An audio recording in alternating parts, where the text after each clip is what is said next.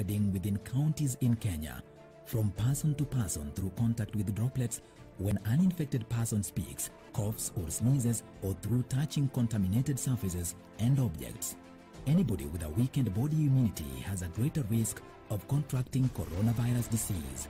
People living with pre-existing medical conditions such as HIV, cancer, TB, diabetes, among others, must adhere to their treatment to strengthen immunity and therefore should ensure they have a constant supply of necessary medicines. Contact your clinic or health facility for information on how to access treatment. Help others within your network to access adequate supply of essential medicines. Ensure that you remain connected with your local networks for any support and follow the medical guidelines provided by your health facility to prevent coronavirus. Remember to stay updated with information on coronavirus using only trusted reliable channels. For more information on COVID-19, call 719 or dial *719#. COVID-19 is preventable. Protect yourself, your family, and the community. This message has been brought to you by the Government of Kenya and its partners.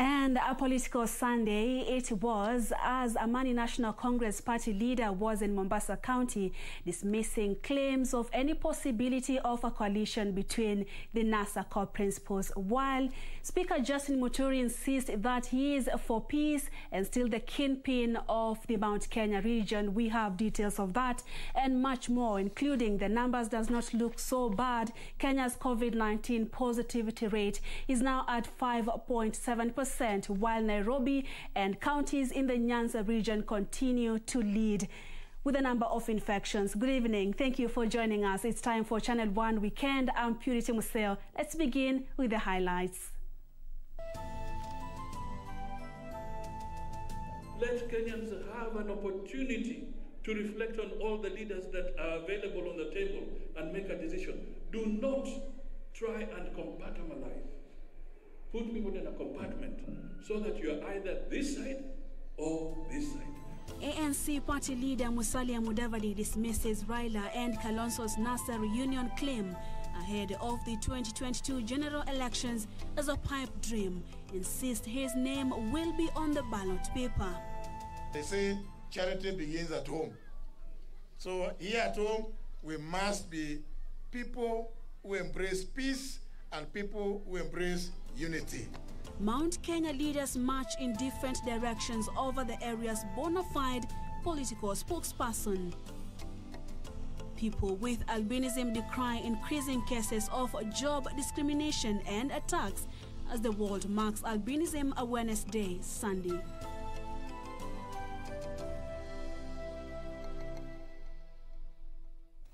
Byron Abuli is a sign language interpreter tonight. Welcome to the broadcast. You can tweet us at Purity_Museo and at KBC Channel 1 News. Let's keep the conversation going. Let's begin our broadcast now. Amani National Congress party leader Musalia Mudavadi has dismissed the possibility of the National Super Alliance NASA core principles reuniting ahead of the 2022 election. Addressing the congregation on Sunday at Likoni PAG Church during his two-day visit to the coastal region, Mudavadi claimed the betrayal that rocked the NASA coalition immediately after the 2017 general election is beyond repair. The unity of purpose displayed by two NASA principals Raila Odinga and Kalonzo Musyoka when they attended former Kibwezi MP Kalembe Ndile's burial on Friday might just be hot air if sentiments by their co-principal Musalia Mudavadi is anything to go by. Addressing the congregation on Sunday at Likoni PAG Church during his two-day visit to the coastal region, Amani National Congress Party leader Musalia Mudavadi dismissed the reuniting claims as a dead dream. He said the deficit of trust in NASA is irredeemable. Sentiments echoed by Kakamega Senator Cleophas Malala. Sisi tunataka tuende mbele. Tuliunda NASA. But let the truth be told. Honoring of NASA commitments has not been done. So if you want to try and take us back and you don't want to accept that there's a serious deficiency of trust, how do you expect us to believe you when you say you want to be in a coalition with us? Tuambie watu ukweli. So those who wanted to ask this question have made it very clear. There's a serious deficiency of trust. Sisi tumesema we are no longer interested with a coalition that is abusive, with a marriage that is abusive. Hiyo ndoa ya NASA imekwisha ladha. Hatuna haja nayo. We want to find new partners. So hiyo dhana ya kusema kwamba ati mtatushikanisha tena kwa ndoa ya NASA, ningependa kusema hiyo ni ndoto ya mchana. We are focused to make Musalia the 5th president of the Republic of Kenya. The ANC leader reiterated that he remains focused to be the presidential candidate in the 2022 general election. Na mimi nataka tuunde serikali ambayo italenga pale, tusingie mambo ya ukabila, tusingie mambo gani, tuwe na serikali ambayo itaweka sera na mikakati ambayo itatoa shida hii kwa migongo ama mabega ya Wakenya. Former National Assembly Speaker Kenneth Marende saying Mudavadi was the best presidential bet yet. Na Mheshimiwa Musalia Mudavadi yuko na maono. Tukileta yeye, hiyo mabadiliko itakuja mara moja haraka. For Channel 1 News Hour Weekend from Mombasa County, I am Anburu. National Assembly Speaker Justin Muturi says he stands for peace and unity, scoffing at his critics who accuse him of dividing Mount Kenya region. This as the Service Party leader Mwangi Kiunjuri says it's possible for the region to unite in one accord to ensure it retains a seat on the political negotiation table ahead of next year's general election. On Sunday, National Assembly Speaker Justin Muturi attended the golden anniversary of ACK St. Luke's Kenya Njeru in Kangema constituency in Murang'a County, where he scoffed off at critics accusing him of dividing Mount Kenya region, saying his only mission is to ensure the region is united and the people get to speak in one voice. So we must have that peace and unity here in our region. Once we appreciate that, let everybody atembee kila pahali, kona zote. Tukiwa pamoja vile Mheshimiwa Kanini amesema, tutaweza pia kuunganisha nchi nzima. Wale wengine wote ambao wanataka nyadhifa za uongozi katika ngazi zozote, tushikane pamoja. Tutakapotoa ushindi, basi tutakuwa tunasema sisi kama jamii ya Mlima Kenya tutakuwa tukiwa kitu kimoja. His sentiments coming as the Service Party leader Mwangi Kiunjuri, who attended church service at the African Independent Pentecostal Church of Africa Kitengela, cited lack of unity of purpose among leaders, which he says is threatening the possibility of the region securing the presidential seat next year. Because the people of Mount Kenya are also listening. They know their leaders. They will be able to say, you can do an opinion poll across Mount Kenya region.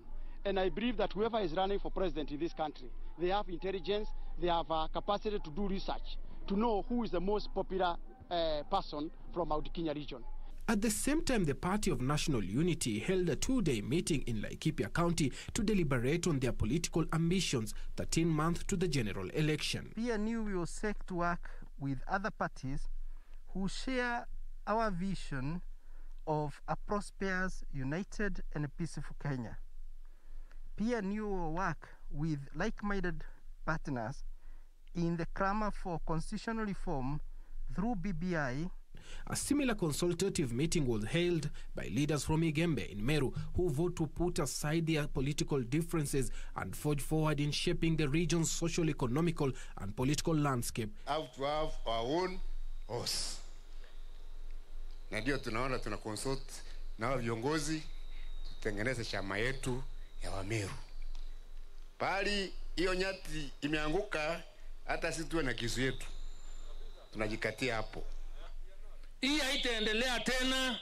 Wacha kama ni kupasuka ipasuke, watu waende kivyao. Amtatukulia kwa mfuko kama njugu karanga permanently. You can cheat people sometime, you will not cheat all the people all the time. Elsewhere, a section of Jubilee Party members meeting in Kiambaa constituency laid bare their frustrations in the hands of the party top organs as they campaigned for their candidate in the forthcoming parliamentary by-election, exuding confidence of victory. Meanwhile, a section of clergy in Kisii County have faulted the proponents of the Building Bridges initiative, urging the church to steer clear of the constitutional amendment debate. Listen to the church and listen to the wananchi. We have something to say. If we are saying, we have a reason as to why we are saying what we are saying. We are able to see, and we want this Kenya to remain united. And most of the people who come to church, they are the same people who go out and do politics.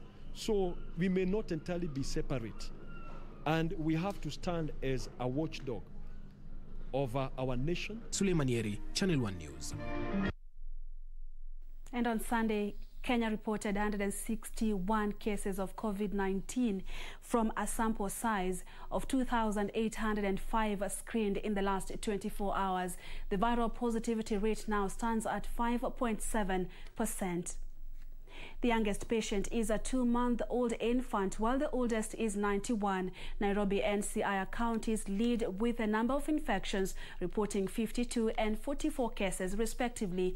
177 patients recovered between Saturday and Sunday, 113 from the home-based and isolation care program, while 64 are from various health facilities countrywide.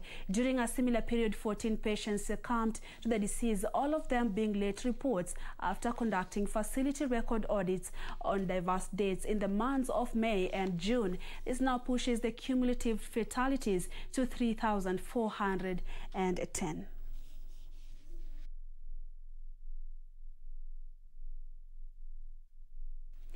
In other news, the government has put on notice individuals who have invaded part of the 16,000-acre Tana irrigation scheme land in Hola, Tana River County. Principal Secretary in the Ministry of Water and Irrigation, Joseph Irungu, says private developers have put up permanent structures and story buildings on the scheme that is under the National Irrigation Authority. The PS now says the government will soon embark on demolition and eviction of the squatters to pave way for government projects.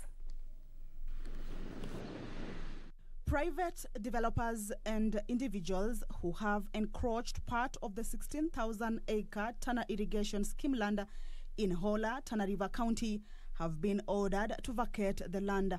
Naomba wale ambao wanaanza kujenga majengo katika shamba la NIA waanze kuhama, sababu tutabomoa. Natoa onyo. Principal Secretary in the Ministry of Water and Irrigation, Joseph Irungu, while in Hola during an inspection tour of the construction of huge capacity water reservoirs for the National Irrigation Authority, say that any plan to change land ownership and usage can only be done in consultation with the National Land Commission. Kwa hivyo wale ambao wananyemelea, sababu ilipokuwa halilimu kuna watu walianza kunyemelea kujenga majumba. Hili ni shamba la kilimo na lilitengwa kufanya kazi ya kilimo. Most of Hola town spaces are owned by the Tana irrigation scheme, but private developers, politicians and squatters took advantage of it lying idle to subdivide among themselves and develop. Leaders in Tana River County, however, say the eviction should not affect villages kilometers away from the town. Na hii zamani ilikuwa inaitwa Hola Irrigation and Settlement Scheme. Mambo mengine kidogo kidogo hiyo tutafagia manager. Utupatie tu ile ushirikiano yako. Ile mambo kidogo kidogo ya hapa na pale nini ya town kule ni shida ya town, lakini shida ya wakulima. Manyumba usivunje. Sio haya, anasema biashara huko. Unafikia pengine utavunja hizi manyumba. Tunapenda tu utujengee majumba kama vile zamani, mkulima analima, anarudi hapo kwa nyumba yake, ni karibu kwa karibu tu. Nasema hii huku kama hapo kwa Mheshimiwa Reabai, hapa kia Rukungu, kia Mnyaka, tunaomba tujengewe majumba. The Tana River County government has a plan to relocate residents in villages prone to floods, which Governor Dado said will be relocated in 43 village clusters placed on higher grounds. Moving on, the Albinism Society of Kenya have decried the downsizing of the annual budgetary allocations to the National Council for Persons with Disabilities for the 2020-2021 financial year for the close to 10,000 albinism in Kenya. The society has also raised concern over what it claims is continuous violation of their rights through job discrimination and frequent emotional and physical attacks from the society. The organization at the same time said lack of unity among its members has partially contributed to the tribulations people with albinism are currently undergoing in the country. The day was set aside by United Nations in 2015 and is marked on the 13th of June every year. This year's theme across the world is strength beyond all odds.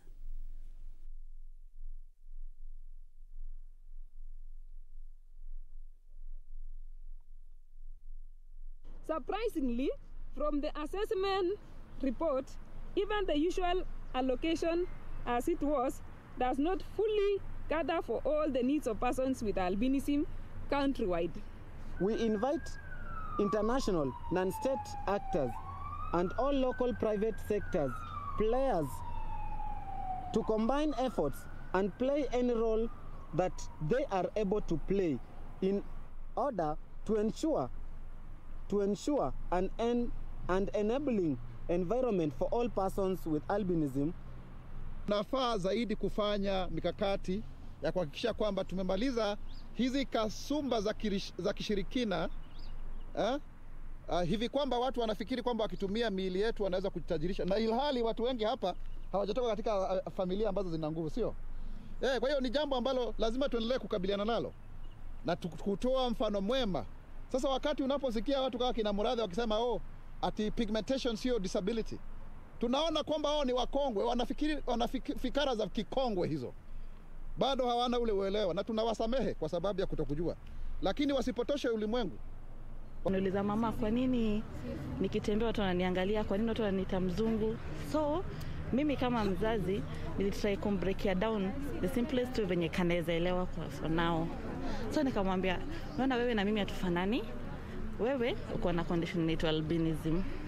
So hata watoto wakikuangalia wakikwambia mbona wewe ni mzungu, jo wewe ni mrembo hivyo na kwa wazazi wenye wako na watoto kama hawa, I think it starts inaanza na mzazi. Ukipenda mtoto, ukimappreciate, hivyo ndo society itambeba, itamchukulia. For example, kama kwenye tunakaa, the love tunampea everybody around ako sawa na yeso, kila mtu ni declan, kila mtu anampenda, ni mtoto joyful. Hiyo ilikuwa challenge mwanzo, but as we went on nilianza kujikubali, now I'm okay, I can socialize. Nilikuja kugundua this is not a curse. We are not different, but we are able different.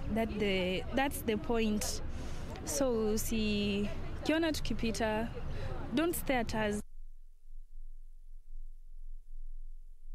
Away from that, the Mara Triangle within the vast of Masai Mara National Park and Game Reserve in Narok County is celebrating 20 years of conservation efforts undertaken through public-private partnership. Mara Triangle Chief Executive Officer Brian Heath says that over the last 2 decades, poaching has been tamed in the 126 hectares triangle with 4,600 poachers arrested and 59,000 snares destroyed. Mara Triangle is home to lots of wild flora and fauna, in addition to a wide variety of lodges that offer accommodation to the thousands of tourists who visit the region every year. The current healthy and safe ecosystem is as a result of a long-standing public-private partnership forged 20 years ago.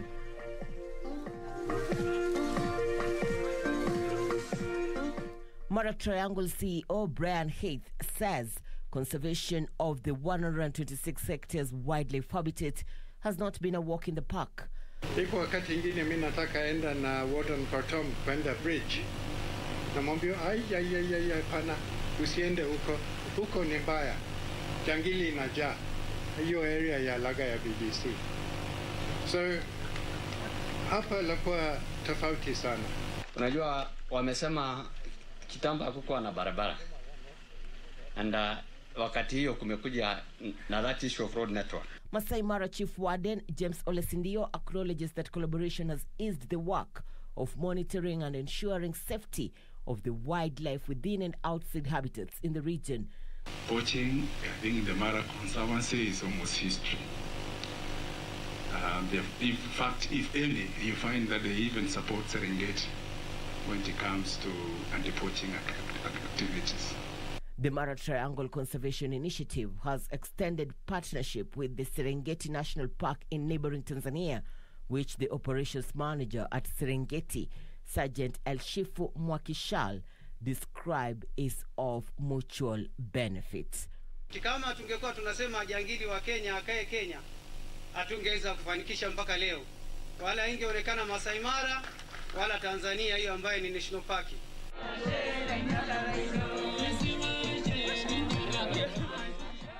Masai Mara National Park and Game Reserve is one of the world's renowned tourist destinations. The annual wildebeest migration witnessed between July and September has been dubbed the 8th wonder of the world. Additionally, millions throng the reserve for holidaying and research, earning the country billions of shillings in revenue. Irene Chuma Udim, Channel 1. State of the education sector, education stakeholders now want an upward review of the capitation funds allocated to schools for both public primary and secondary schools. According to the stakeholders, public schools are currently facing a financial crunch occasioned by the COVID-19 pandemic, which has seen many parents and guardians struggle to meet their school fees obligations. Early childhood development education, which is crucial in a child's development, is also facing its fair share of challenges such as understaffing. What are my prospects that we have begun? A workshop by education stakeholders to validate early childhood development education brought to the fore a number of challenges facing schools, learners and teachers. ECT is lacking in infrastructure, it is lacking in learning materials, it is lacking in teachers, and it is even lacking in training and even learning materials. But funding to ensure such demands are met remains the core shortfall for county governments. Council of Governors Education Committee Chair Mutahi Kahiga says more needs to be done. We do the hiring in our counties. At the same time, the Senate oversight committees are concerned about the huge wage bills. So we are between a rock and a hard place. Already, most county governments are said to surpass the wage bill threshold of 35%. This is something we must also work towards. We must decide on how much what percentages of our budgets must go to ECD if we are really committed towards changing that landscape. According to the education stakeholders, more funding is also needed for training of disabled teachers who want to teach in ECDE.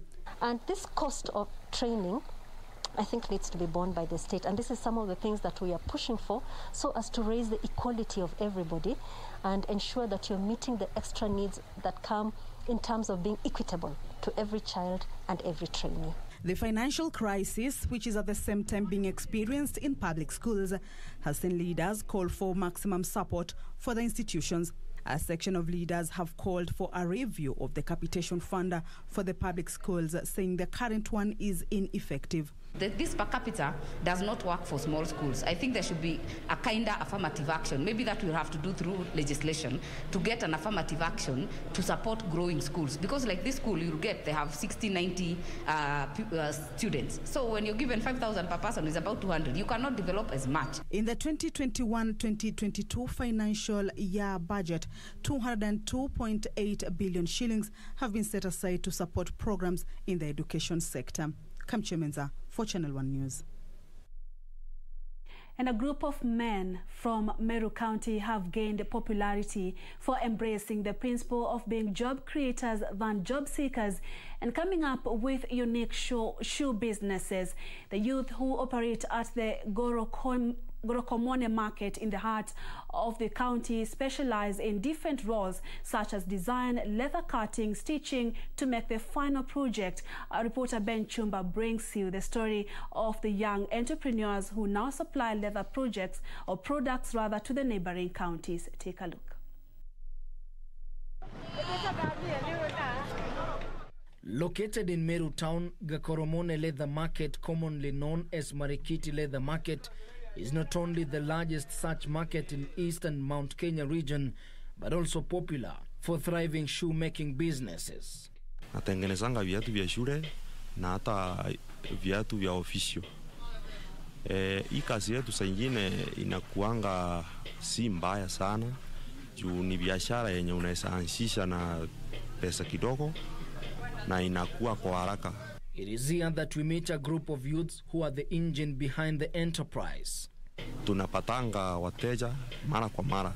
Sana sana kama wakati ya kurudi kwa shule, tunauzia wanafunzi viatu na wanakuja kwa wingi.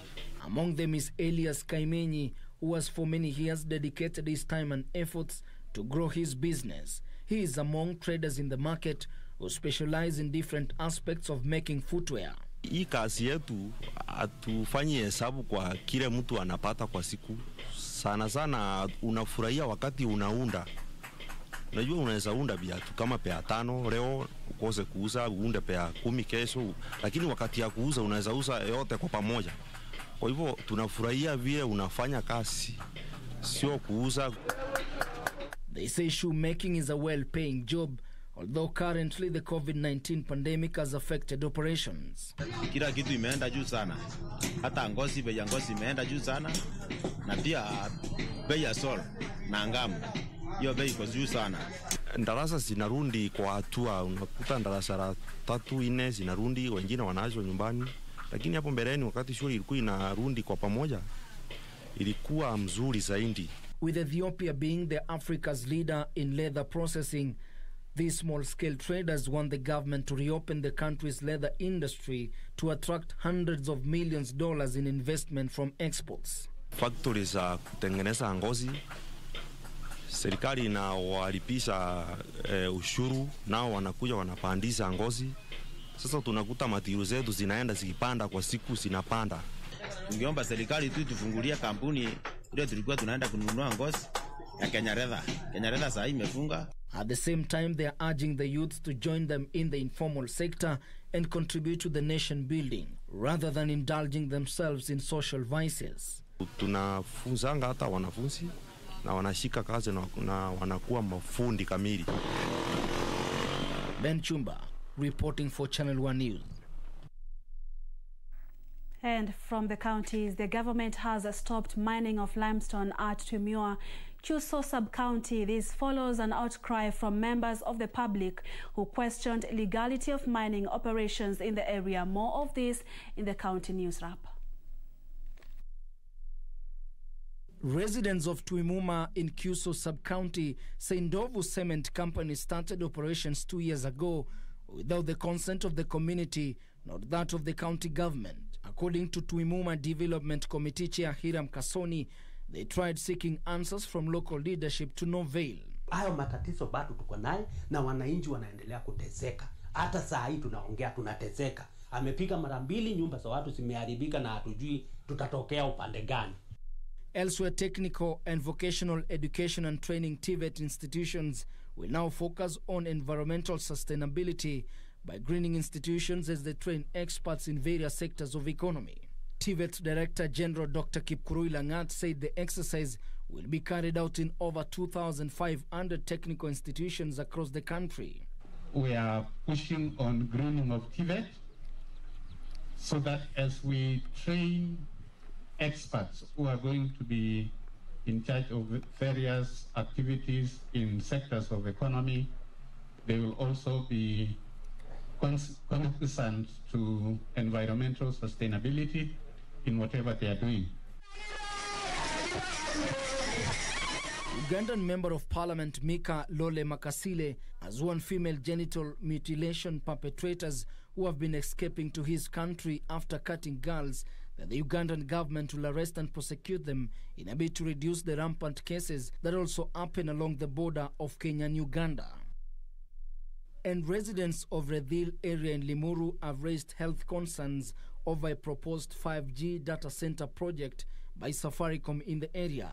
Led by their leaders, the residents claim health of nearby dwellers may be at risk if the project will be implemented. This kind of project is put in secluded areas, meaning areas that where there are not a lot of people. But here it is being built right in the middle of a neighborhood that is agricultural, that is also that has a lot of institutions around here. Ntiati Member of Parliament William Kamket has urged the national government and non-governmental organization to prioritize development in his constituency as a remedy to perennial insecurity. Leo tunahitaji sio risasi, sio askari, sio hiyo mambo mengine. Tunahitaji watu wa kuja kusaidiana na sisi ili tusaidie kupanua mambo ya elimu katika jamii hii. Hii watu wanahitaji maendeleo kama Wakenya wengine. Finally, the Rotary Club of Nairobi Langata has partnered with the Kenya Defence Forces KDF to commission the Olomayan Community Water Project worth 7 million shillings. The commissioning of the water project is a culmination of a 2-year transformative project which was carried out in 2 phases. And the world leaders meeting in Cornwall, England, are to adopt strict measures on coal-fired power stations. As part of the battle against climate change, the G7 group will pledge to move away from coal plants unless they have technology to capture carbon emissions. It is the first time the leaders of wealthy nations have committed to keeping the projected global temperatures rise to 1.5 degrees Celsius. The G7 leaders also agreed to align their positions on COVID-19 vaccines, funds for Africa, and fighting against pressure from authoritarian regimes. Coal is the world's dirtiest major fuel, and ending its use is seen as a major step by environmentalists. But they also want guarantees rich countries will deliver on previous promises to help poorer nations cope with climate change. The G7 will end the funding of new coal generation in developing countries and offer up to $2.8 billion to stop using the fuel. Climate change has been one of the key themes at 3-day summit in KBC Cornwall. The leaders also set out plans to reduce emissions from farming, transport, and the making of steel and cement. They will also set to protecting 30% of global land and marine areas for nature by 2030 and pledge to almost halve their emissions by 2030 relative to 2010 levels. Addressing the summit, Sir David Altenberg, a naturalist, warned that humans could be on the verge of destabilizing the entire planet. Scientific collaboration on COVID treatment and vaccines showed just how much we can achieve together when the goal is clear and urgent. We know in detail what is happening to our planet, and we know many of the things we need to do during this decade. Tackling climate change is now as much a political and communications challenge as it is a scientific or technological one. We have the skills to address it in time. The leaders of the 7 major industrialized nations of United Kingdom, United States of America, Canada, Japan, France, Germany, and Italy also promised to convince the world's leading democracies to join in accelerating global vaccine deliveries to ensure the globe meets the demand for vaccines.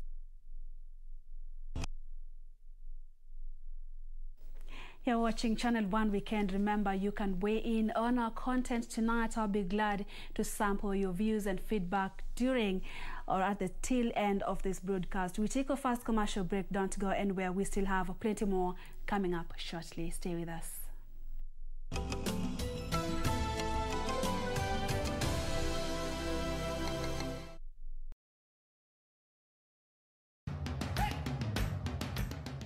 Bwana Motiso, pikipiki yako ndio hii.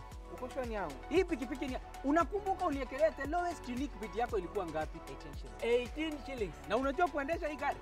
Kidogo. Haya, kitoko yako shika helmet, kifungu yako chomoka na mali yako. Kujiunga na QuickBid ni rahisi. Enda kwenye M-Pesa, bonyeza paybill kisha weka business number 4032353. Kwenye account weka kodi ya bidhaa unayotaka na bid yako ya chini zaidi. Kwa mfano TV 16. Kisha weka shilingi 20 tu kama idadi yako. Weka bid yako pia kwenye www.quickbid.co.ke. Kumbuka, bid ya chini zaidi ya kipekee ndio hununua. QuickBid, bidhaa bora kwa bei ya chini. Did you know that the policy document is evidence of the existence of an insurance contract between you and your insurance company? It is important to know the terms and conditions of your insurance policy. Make sure you obtain, read, and understand the terms and conditions of the policy document. Now you know. IRA, promoting insurance, protecting the insured. Tonight on KBC Channel 1. Mimi afadhali nijitoe uhai, nikufe niondoke. Ndio ile shida niko nayo. Mimi mwenyewe niko na uchungu inanikula. It's quite sad. Let's support such people. Kuna mtu ni mgonjwa. There are some things that you're not supposed to joke with. Let's not joke with life. It's us to be that good Samaritan, helping that man who was lying on the road.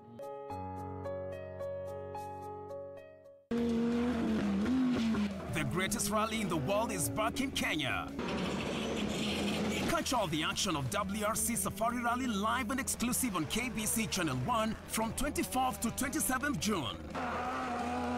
See the world's best drivers navigate their machines on Kenya's rough terrain at breakneck speeds. Experience the thrills, adrenaline, drama and excitement as man and machine do battle. Don't miss out. WRC Safari Rally, live and exclusive on KBC Channel 1, your true sports partner.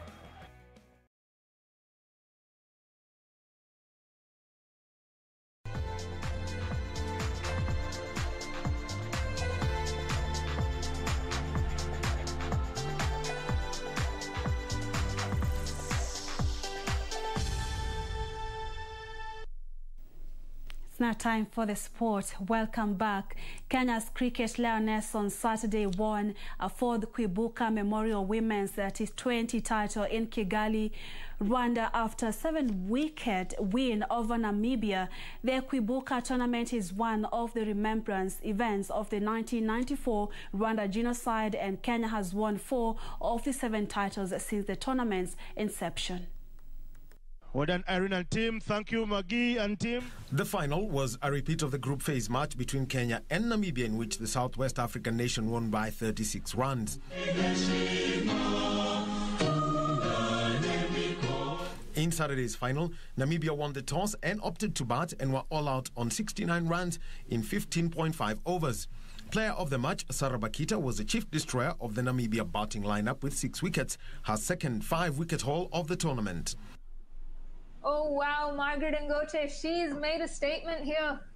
Brilliant way for Kenya to get over the line. I think it's a 6, the first of the game. And what a way for Kenya. The Idambo sisters, Lavender and Melvin, took 1 wicket each, while Quinta Abel took a wicket and a run out. Namibia's best batter was Sylvia Shihepo with 16 runs. In reply, Kenya scored 72 runs for the loss of 3 wickets, and they got a 7-wicket win. Captain Margaret Ngoche top scored with 37 runs off 30 balls, including the winning 6. Sharon Juma added 16 runs and Quinta Abel added 10.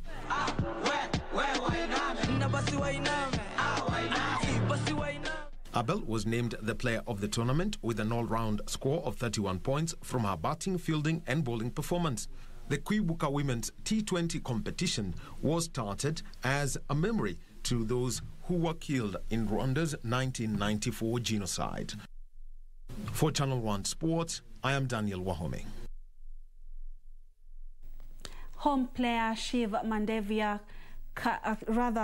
carded an impressive round of 45 points at the Sigona Golf Club to secure the overall winner of the club's leg of the 2021 NCBA Golf Series. Elsewhere, Kenya national Kabaddi team players have embarked on teaching the sport to interested youth from grassroots levels in the country. The team today took their awareness and recruitment drive to Ngandu area in Dagoretti, Nairobi. National Kabaddi team, which comprises both junior and senior team members, has been going across Nairobi estates every weekend in the drive dubbed Kabaddi Mtaani edition to popularize the game, where they also recruit players in preparations for rollout of regional leagues. The drive combines amateur 7-a-side football as a way of wooing the youths to participate in the sport. The idea behind it is to popularize Kabaddi, because we've realized that not so many people know about Kabaddi. So in the spirit of growing interest and making more and more people to know Kabaddi, to love Kabaddi, to play Kabaddi, we have decided now to bring Kabaddi into the people. Wengi wanasikia Kabaddi lakini wajejua Kabaddi ni nini juu. Ukiambia msee unacheza Kabaddi nadhani Kabaddi game kama ball. So tunafanya kitu inaitwa Kabaddi awareness. Aim yetu ya kuja mtaani tuna create kitu inaitwa Kabaddi awareness. Tuna try to reach kwa watu mtaani kuelezea more about Kabaddi. The team has so far toured Kayole, Babadogo, Githurai, Mathare and Kawangware. The team will be taking part in a World Cup qualifier match at Kasarani Stadium on 27th of this month.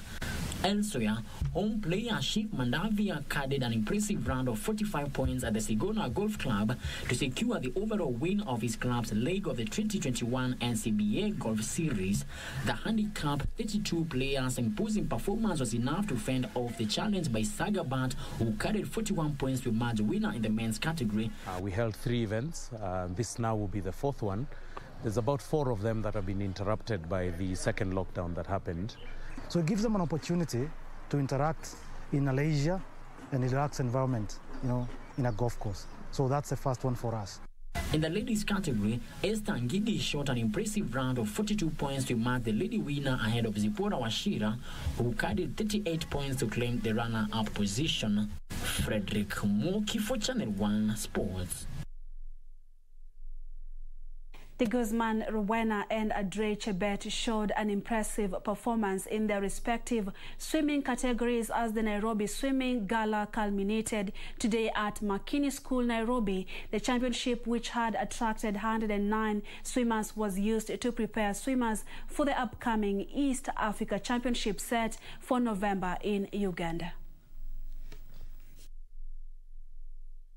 The Guzman Rowena timed 1 minute 14.32 seconds to emerge victorious in the girls under the ages of 16 100 meters backstroke category, while Megan Irungu finished second, timing 1 minute 24.27 seconds. Because of the lockdown, I've only been swimming for a couple of weeks, and I think as the gala went on, I could feel myself kind of getting used to the racing scenario, but as time went on, I could also feel myself getting more tired. So I think it depended on what event I wanted to do. In terms of targets, I would very much like to swim for Kenya once again in the international scope. In terms of this year, I'd very much like to be selected for the Kana Zone 3 Championship. In the girls age 12 category, Audrey Chebet emerged victorious, clocking 1 minute 24.92 seconds, while Makena Keira finished second in 1 minute 34.96 seconds. Ali Imrana settled for the 3rd spot. In the boys 200 meters freestyle category, Neo Olengo finished first in 3 minutes 7.50 seconds, while Waziri Nathan finished second.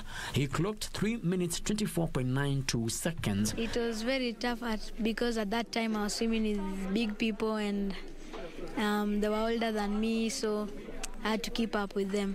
One of the advantages of this kind of event is the fact that you keep the swimmers out of the house, because they want to be out of the house but safely. So one of the successes of this event is that the COVID protocols were observed, and as a result, we were able to have a successful event. The championship attracted 109 swimmers who now shift attention to the East Africa Swimming Gala slated for November in Uganda. Frederick Mwoki for Channel 1 Sports.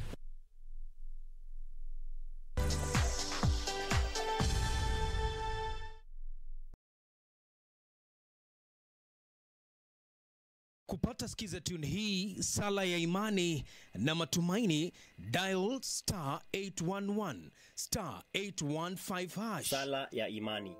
Mungu wangu na sadiki maneno yote linalosadiki na linalofundisha kanisa Katoliki la Roma, kwani ndiwe uliofundisha hayo, wala haudanganyiki wala haudanganyi. Amina. Sala ya matumaini.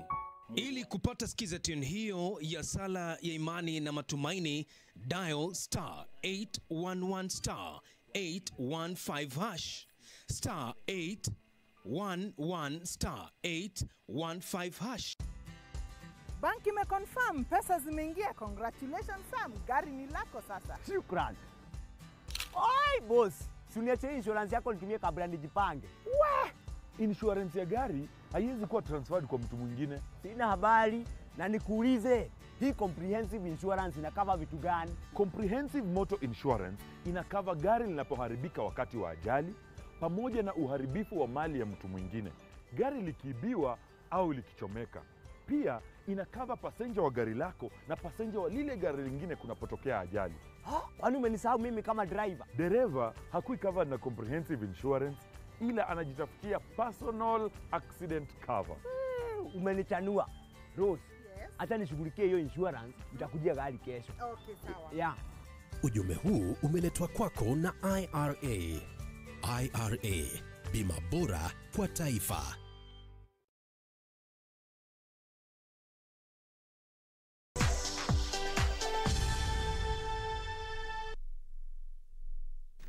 Welcome back. You're still watching Channel 1 Sports, and AFC Leopards will play rival Gor Mahia in the final of the FKF Cup after both sides won their respective semi-final matches played today. Leopards defeated Equity to book a finals date with Gor Mahia, who defeated Bidco United in the second semi-final. Both sides won their matches through post-match penalties. AFC Leopards will play Gor Mahia in the final of the FKF Cup after the two giants went through their semi-final matches today. Leopards sailed through to the finals after edging Division 2 side Equity FC 6-5 on post-match penalties in a tight semi-final match played at Utali grounds. Goalkeeper John Oyemba was the hero of the day after he ensured Leopards reached the final by saving Stephen Ologi's penalty kick. Ingwe last won the title in 2017 when they beat Kariobangi Sharks 2-0 to win the then called Go TV Shield. They play Gor Mahia, who defeated Bidco United 4-1 also on post-match penalties. The two sides were tied 1-1 at the close of regulation time. Ken Muguna had put Kogalo ahead in the 4th minute, and 9 minutes later David Orem equalized for Bidco. There were no more goals in the second half as the game went into penalties, Kogalo proving better from the spot. England's Euro 2020 campaign got off to a satisfactory start with a 1-0 victory over Croatia at Wembley Stadium. Raheem Sterling repaid England manager Gareth Southgate's faith in him, sliding in the winner after 57 minutes following a perfect pass from man of the match Calvin Phillips. It is England, regular back lineup now. The regular lineup that worked every time, though. It was Mings to Sterling, and Sterling goes down to ground, and the referee says he handled it. Up steps Trippier, straight into the top of the wall this time, hands under the top of his head. Croatia getting busy, almost getting through. Tyrone Mings has stopped them from doing that, and he took a blow in. It's one, then two, then plays it into Sterling! That will do nicely.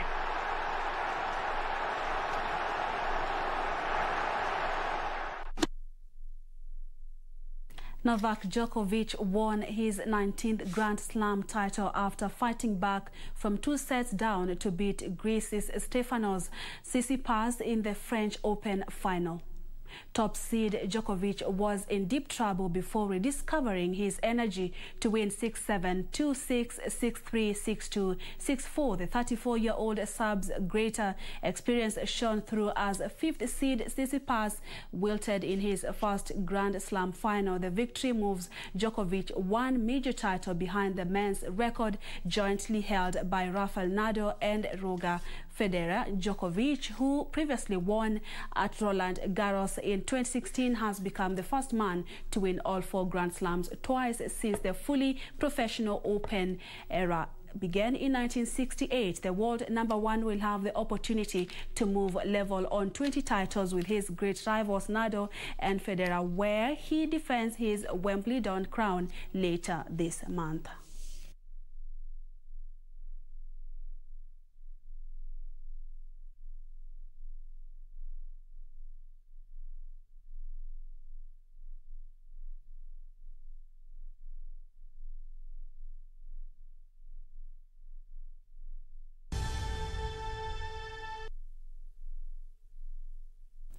And that's it for sports tonight. You know, it's Sunday. As usual, Family Matters is on tonight. And we just want to give women a few tips on a healthy pregnancy, do's and don'ts, what you need to eat, what you need to avoid. Is physical exercise even important? We have our expert in studio tonight who will be helping us with our discussion. But before we get to the show, let me just sample some of your feedback tonight. William Mamburi, you're already on board following comprehensive bulletin from Watamu and Andrew Njega. You will never miss Channel 1 Weekend. Thank you so much for your kindness. We also have a number of you watching. Enoch Manwa tuned in as usual. Thank you so much. From Murang'a County is Kim, Professor Kim, tuned in from Murang'a County. Many thanks for watching. Up next is Family Matters. Do stay tuned for that.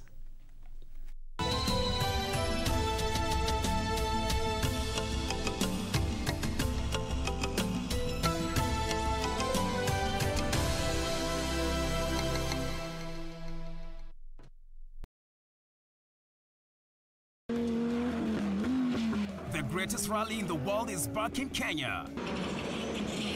Catch all the action of WRC Safari Rally live and exclusive on KBC Channel 1 from 24th to 27th June. See the world's best drivers navigate their machines on Kenya's rough terrain at breakneck speeds. Experience the thrills, adrenaline, drama and excitement as man and machine do battle. Don't miss out. WRC Safari Rally, live and exclusive on KBC Channel 1, your true sports partner.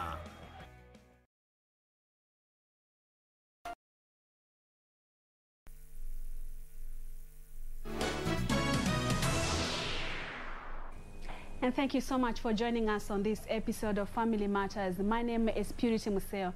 Now, one of the exciting, life-changing events for a woman is having a baby, and when you get those test results positive, it's all about excitement and sharing the news with your loved ones. But what next? What are some of the healthy tips of during pregnancy and even after pregnancy? Dr. Maureen Owiti is helping us with that conversation. You do not want to miss. You can be part of this discussion by interacting with us through our social media platforms at Purity_Museo and at KBC Channel 1 News. Use the hashtag Family Matters KBC to send in your questions, and we'll be glad to respond to them. It's good to have you in studio, Dr. Very nice, and thank you for having me, Purity. Yes, and pregnancy, you know, it sounds so easy, and maybe a little girl will be like, when I do this, I'll get pregnant. But is it as easy getting pregnant? Is it as easy as it sounds? Okay, unfortunately, for a few people, it's not as easy as it sounds. We estimate that infertility will be in about 10 to 15% of couples. However, that means there's a vast majority who will get pregnant. So fortunately for a good number of people, pregnancy is something that just comes easy as pie, and they're able to get pregnant easily. Yeah, I don't know whether we should define pregnancy, but allow me to ask you, how soon can one find out once they're pregnant? It depends on how zealous you are, but normally when you miss your period, like you have your expected date of the period, nowadays within a week, if you do a urine pregnancy test, they can turn positive. We say the normal kits that people use, the self-testing kits at home, should be positive at least 2 weeks from the missed period. For us, we count pregnancy from the first day of your last period. So we always get that confusion with patients, whereby I'm telling them you're 6 weeks pregnant, they're telling me, no, I'm only 4 weeks. And I'm like, no, we are counting from the day of your last period. The reason being, we can't know the exact date you ovulated and the exact date that conception actually occurred, whereas your period is a known event. And we know that a human pregnancy is normally 40 weeks from the first day of the last period, and it's plus or minus 2 weeks for a lot of people, other than those who have other complications that necessitate either the baby.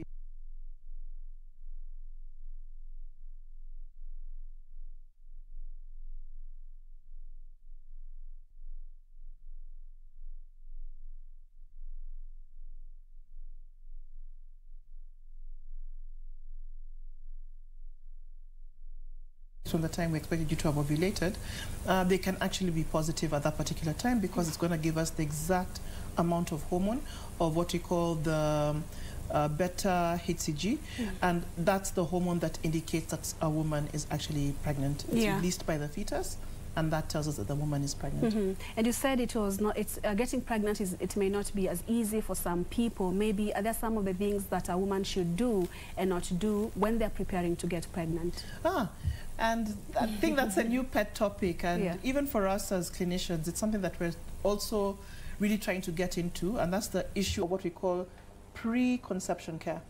Okay, everyone knows that once you're pregnant, you have to go for this famous clinic. But actually, to be pregnant, women should actually start what we call a pre-conception. Ideally, that should be done minimum 3 months prior to the anticipated pregnancy. So in that type of screening, we look at we'll do a general health screen, rule out any diseases that somebody will have. So do they have diabetes? Do they have hypertension? Look into the family history if there's anything to worry about, and offer the women pre-conception supplements. The minimum we offer women would be folic acid, which has been shown conclusively to be responsible. So we have what we call a neural tube defect. So that's a very fancy name for these children who are born with either a lot of water in the brain or a hole in the back, what we call a spina bifida. And that group of diseases, we call them neural tube defects. So we can prevent a child having those abnormalities by the woman actually having started folic acid prior to the onset of pregnancy. So we actually do recommend that women should start. And if at all they feel coming to look for us is a bit of a heave, at least be on folic acid if you intend to be pregnant. There are more fancy supplements. I don't want to mention them for fear of looking like I'm advertising. But there are quite a number in the market. But as long as they contain folic acid, women should be able to take that, and that's the minimum. Obviously, we'll also guide them on lifestyle. So to improve their diet, they eating a balanced diet, healthy, the normal that we're always taught in school, lots of fruits, vegetables, drink a lot of water, and all the healthy things that you need to do. Look at alcohol. Can they reduce or altogether eliminate their consumption of alcohol? Definitely for smoking. We don't want women who are pregnant to be smoking. And use of illicit drugs. Those are all things that we go through and try to help women so that she's as healthy as possible by the time she wants to be pregnant. With that in mind, we wish the couple good luck and pray they come back soon enough for a consultation. What we'll say, if they're a young couple, below 35 years of age, we'll tell them, have a year, give it a shot. You're not pregnant in a year, we're here. come and look for us. And you mentioned that it's important for a woman to maintain a healthy lifestyle. Maybe you can tell us what is considered a healthy pregnancy and why is it important for a woman to maintain this healthy lifestyle during pregnancy? Okay. Yeah. So, like, my husband has been making me very happy. He's been watching this Drug Inc. And you see all these young girls, they're hooked on drugs. Unfortunately, it's a pandemic also that seems to be catching up in our part of the world. It's not as serious as in other parts of the world, but it's something that's catching up. Children or fetuses that are exposed to alcohol, drugs, smoking are obviously can suffer some complications. Anything from congenital abnormalities in very severe cases. Some people can even lose a pregnancy, especially if the mother has OD'd, she dies. Of course, the baby's also going to die in that, as in if she's had an overdose. And obviously, there's also like what we call the fetal alcohol syndrome. We have the children are born with drug addictions. So those are not things you want for your baby. And even those who unfortunately are addicted to any form of substance abuse, I'm sure they also want healthy babies. So it's just how to give them that preconception care, lifestyle management, so that they're carrying a pregnancy that's overall going to be healthy in the long run, and the baby is going to be healthy when the baby comes out. Yeah. The stages of pregnancy, first, second, and third trimester, maybe how do they look like and what should women expect during each stage? Yeah. Okay, now, again, we just arbitrarily divide it, but again, it's like what happens during those different trimesters are very different. So first trimester is the interesting one from point of view. You know you're pregnant and you feel pregnant for majority of women. There are some lucky women who have absolutely no symptoms of pregnancy and look like the world is a bunch of roses. Yeah. But for most of people, is when you have the nausea in the first trimester, and that is the first 14 weeks of pregnancy. So they have the nausea, the bloating, the can't stand onions, can't stand eggs, I don't want to see fish, I can't drink water, I'm throwing up all the time. Now that's a typical first trimester. But so that's normal, very normal. It's normal, but we also have people who really have very severe cases. Yeah. So the worst case is what we call the hyperemesis gravidarum. And that's when they have vomiting, they can't stop. They're vomiting throughout. And the challenge is if you keep doing that, you lose salts. And when we measure your electrolytes, like your sodium, potassium, and you can actually get very, very sick to the point even you can have some problem even up to the brain because of this severe vomiting. So we have to even admit them, rehydrate them, balance their salt. So it can be very challenging for some women. Yeah. There are other complications, first trimester that can occur, and that's why we do monitor. I'm one of those who's a fanatic of early ultrasounds to discover the location of the pregnancy, because this is where you discover ectopics, this is where you discovered miscarriages. Those are the type of complications. First trimester, so it will be the nausea and vomiting of pregnancy, the worst case being the hyperemesis that I mentioned, and the bleeding problems in pregnancy, and that we call that a threatened miscarriage or even up to a miscarriage. So those are some of the issues you may experience in the first trimester. But if you're not having any issues, we thank God. It's not unusual not to have those symptoms. You're just one of those lucky people that don't seem to have the symptoms of early pregnancy.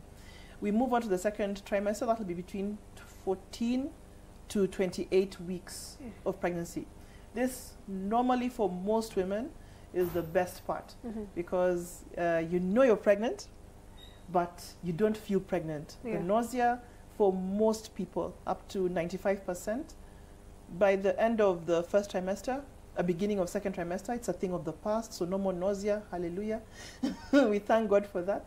And as I said, you know you're pregnant, but you don't feel pregnant. So your bump is just beginning to show and just beginning to come out. This is when you actually experience your first fetal movements.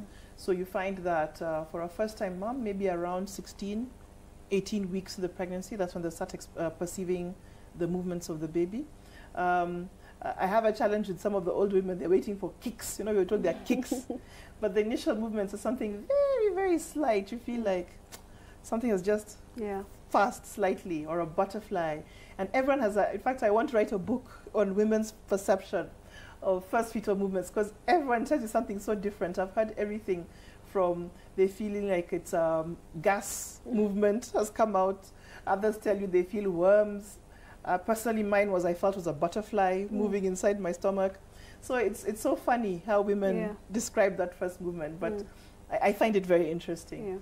Then, so this is a time, at the first, I forgot the first visit, I like to have what is called a birth plan with the woman, because especially if she's going to be having a private delivery, it can be a huge undertaking in terms of cost. So deciding, is she going to a private facility, is she going to a public facility, and if any emergency occurs, what hospital would she like to go to? So it's always good to have a birth plan with the woman. So if they haven't tied that up, we do that. A lot of the vaccines, a lot of the tests, you find you've done, say maybe your HIV tests. That's during the second? All that we do, okay, like the screening we do in the first trimester. And at every visit, we normally are going to check things like your blood pressure, your pulse, a urine test, just to monitor and ensure that you're doing fine during the pregnancy. So let's just say we found somebody was HIV positive in the first trimester. We normally are not going to start medication until the second trimester. So that's after 14 weeks of pregnancy. So that's the time when you can really initiate. So if you're finding that there's anything unusual, you initiate some form of treatment at that point in time. So it's very interesting, but I say so now if they haven't decided on a hospital, because they can still move around, they're not heavy, or not having those issues of I can't move, I can't sit, can't breathe. Walk around, enjoy yourself. We're advocating now more for pregnant women to exercise. I know previously it was more a relaxed approach. Let's relax, but we're actually advocating that pregnant women should be more physically active during the pregnancy. And this, since I've started doing this, I've noticed I'm having quite a number of people having very successful normal births just because of that. So second trimester, really nothing much happens, just the baby's growing, movements start, and we continue the visits. So we normally see women at least once a month, and they can continue with the supplements that we give them during pregnancy. Right. But then there are a lot of changes, emotional changes and physical changes during pregnancy. And for a first-time mother, it can be overwhelming. Maybe what are some of the changes that a woman should expect during pregnancy? Okay, hormones are one of those things whereby I feel even just with the onset of the pregnancy, everyone's different. So there are those people who become more emotional, and I feel you'd notice it more in the first trimester. By the time you're in the second trimester, people seem to be more relaxed, more balanced. The hormones, some of them come down, so you find it's not as bad. The other time we're worried about hormones is after the delivery, because there's that change. Your hormone levels really drop drastically after delivery, so there's that type of imbalance. But normally you'd notice it more during the first trimester if she's going to have that instability and she's getting sensitive and emotional about things.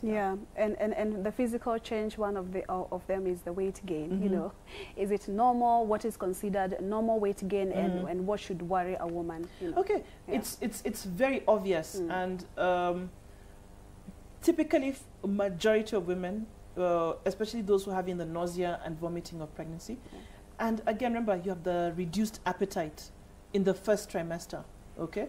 So actually, quite a lot of women actually lose weight during the first trimester. And they're all worried, oh, is it something wrong? I'm supposed to be gaining weight. I'm like, no, just relax. Let's just try to get how to improve your appetite, and just wait out the first trimester. Once the nausea and vomiting stops, you'll start gaining the weight. But on average, they should gain weight. Weight gain should always be between 1 to 2 kilos per month, not more than that. The entire duration of the pregnancy, a good weight gain would be about 10 kilos, max 15 kilos. If you're gaining more than that, then yeah, that would be excessive weight gain, and that's more to you. And it's really understanding that the weight gain is not just the woman adding. It's not that she's the one who's adding weight. This weight is your blood volume. Your blood volume will account to almost a liter, and a liter of fluid would be equivalent to a kilo. Okay, so if by the time the baby is born you find you've gained, say, 10 kilos, we can already say that 3.5 kilos of that is the baby itself. 1 kilo of that already is the uterus. Half a kilo is the placenta. Then we have another kilo for the blood volume, and we're already at something like about 6-7 kilos, and the rest is also you yourself have not gained weight. So maybe just something like slight 3. I've actually had some people who, for one reason or another, were looking after their weight very well, and they actually had, by the time they gave birth, it was like they've actually lost weight during the pregnancy, but that's unusual. So it should nothing, if you're gaining 1-2 kilos per month, that's an adequate weight gain. More than that is not so good. First trimester, don't stress if you're not gaining weight. Yeah. So how do you deal with that if you are, let's say, in your second trimester and you realize, oh, I'm gaining a lot of weight than recommended? Do you reduce your intake of food? Do you exercise so more? That's now we'd really have to look at. So what we'll look, and what I tend to, and these are the things which I've said during the preconception counseling, you've gone through their diet, exercise, and all of that. So those are stuff you've already gone through. So it's just a balanced diet, and they look at weight gain, especially weight gain, look at carbohydrates. Look at carbohydrates. So try to do more vegetables, and especially the leafy green vegetables. The beauty about leafy green vegetables is that they have, they make you feel full, but they have minimal calories. Unless you're cooking like us, Wajualuas, and I've put half a packet of fresh cream in everything. Obviously, the cream is the culprit. But if you're just cooking normally, lightly frying or even boiling, vegetables really have very little caloric intake, so you're not going to get weight. So it'll just be to look at their diet. Again, we'd also have to look at, is this somebody who has a family history of diabetes? Can we check, we normally, again, in the second trimester, we do a special test to see if this woman is developing the diabetes of pregnancy. So pregnancy is one of those conditions that can actually predispose, that you find that the glucose, that is the sugar metabolism, gets distorted during the pregnancy. So that could also be another reason. Again, preeclampsia, because they're retaining a lot of water, so they actually seem like, so that's the high blood pressure during the pregnancy. And you can have those who have the early onset, and because of that, they're gaining weight. So we just look at it, is it the diet, or is there something else that's causing this excessive weight gain? Yeah, and you mentioned the importance of physical exercise and fitness during delivery. Maybe apart from helping with during delivery, easing the process and also the weight gain, do we also have benefits of physical exercise during pregnancy? Definitely. As I said, for the delivery themselves, even how she bounces back post the pregnancy. I have a patient who, like, the next day I was like, Kwani, why you be sharing us? She looked like she has never even carried a baby, and just like, wow. It was so amazing. So maybe it's her genetic predisposition, I don't know, but we thank God. But she's also somebody who was quite physically active, so I think also that that helped. And even just for any person, it does not harm to have a good level of physical activity. And let's talk about what a woman should not do during pregnancy. Okay. Now, I'm one of those doctors. I'm not a don't. I'm moderation. For me, do everything in moderation. The don'ts, I think we discussed, very, very clear. So it's the alcohol, smoking, illicit drugs. Those were very, very clear that those we shouldn't be doing. But for everybody now, You'll tell them, don't take spicy food. You're in the first trimester, and that's the only thing that can pass your throat. Now, do I want her to starve? Do I want her to eat something? So we'll tell her, like, maybe minimize, don't have to have so much, but at least if it's going to aid and help you to eat, can have a little bit to at least make her be able to swallow something. So, but I'm one of those, whatever you do, do it in moderation. Right. In case of some, let's say, complications, unhealthy complications, what are some of the possible causes for complications during pregnancy, and any early signals for that? Okay. Now, and that's the challenge. There are some complications we cannot see them beforehand, that they're going to occur, whereas there's some complications that you can easily pick up.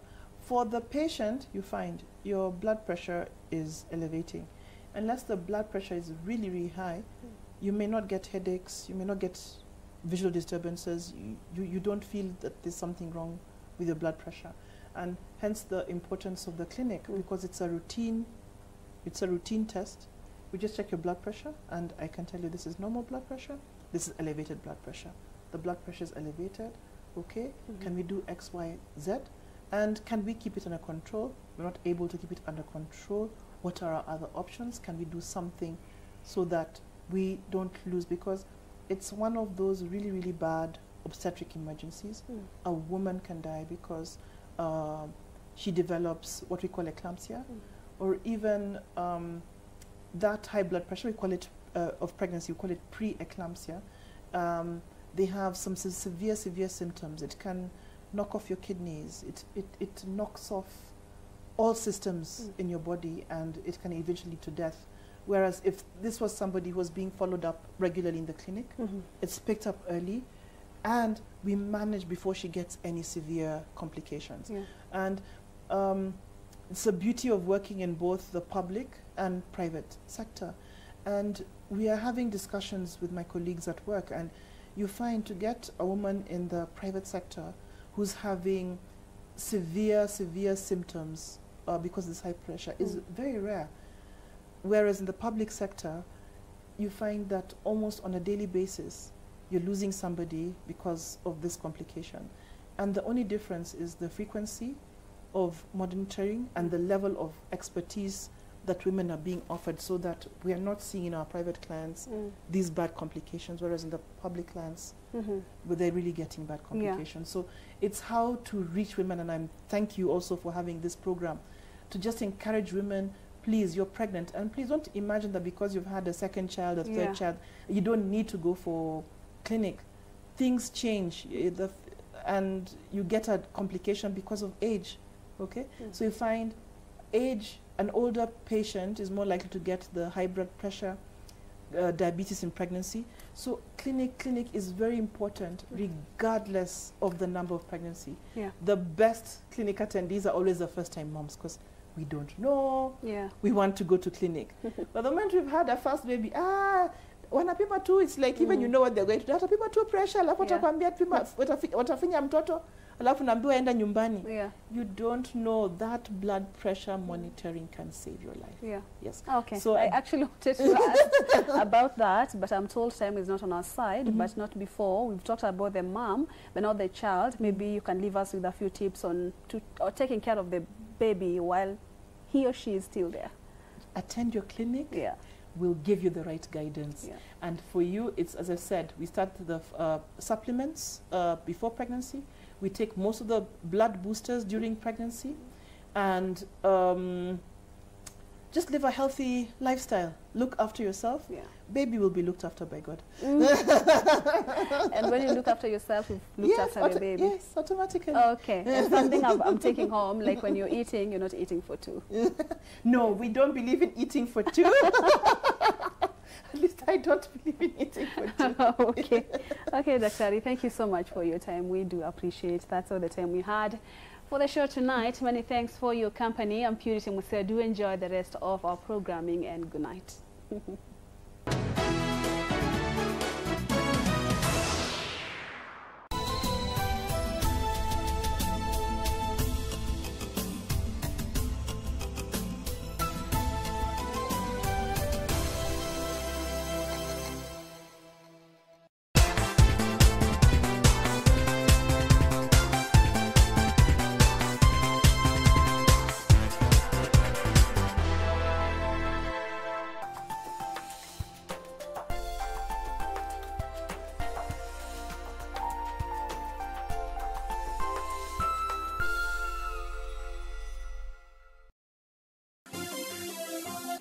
Vera Beauty College. Vera Beauty and Fashion College, with branches in Nairobi, Eldoret, Thika and Meru. Did you know that we are a TVET-approved institution? We offer courses in fashion design, interior design in soft furnishing, event decoration, flower arrangement, event planning, hairdressing, barbering and dreadlocks, beauty therapy, makeup, nail technology, spa massages, teaching skills, TOT, solo business management, and many more. Register now and visit our website on www.verabeautycollege.com. You can also call on 0725 923 550 Nairobi branch, 0728 087 689 Eldoret branch, 0722 22 7428 Thika branch, 0725 000 706 Meru branch. Vera Beauty and Fashion College, a TVET approved institution.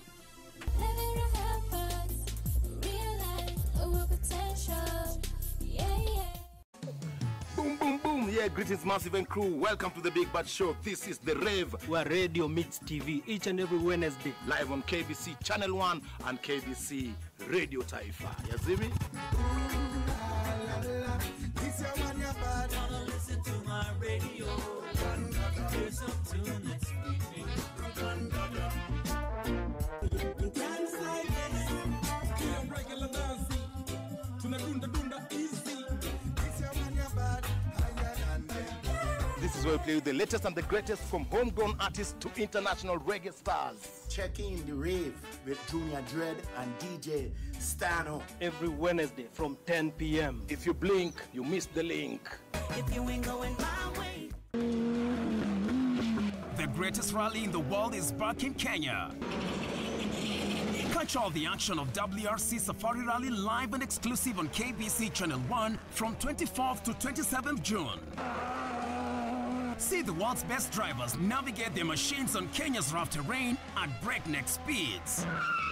Experience the thrills, adrenaline, drama and excitement as man and machine do battle. Don't miss out. WRC Safari Rally, live and exclusive on KBC Channel 1, your true sports partner.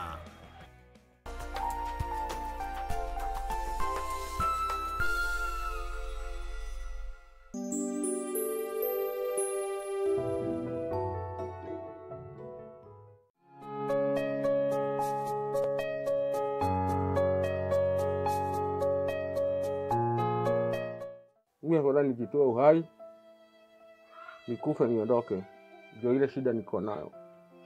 Mimi mwenyewe niko na uchungu inanikula, kukula ni stress, watu wananipotelea, mpaka mimi nashindwa kwani mimi ni mtu ama ni mnyama. Watu wananipotelea juu ya kunuka kwangu. Tukaenda. Nikamwambia baba yangu sitaweza kutulia. Ngoja niende hospitali nyingine. Bila wataniambia ndio nitafuata. Sasa mimi mali imefika sasa. Mimi nienda hospitali nyingine inaitwa Nyojoro. Nikakuta daktari. Nikamwambia daktari, wewe utafanya mimi nipatie dawa. Ile dawa ya kudunga ili mtu asikate asisikie uchungu. Mimi daktari akaniambia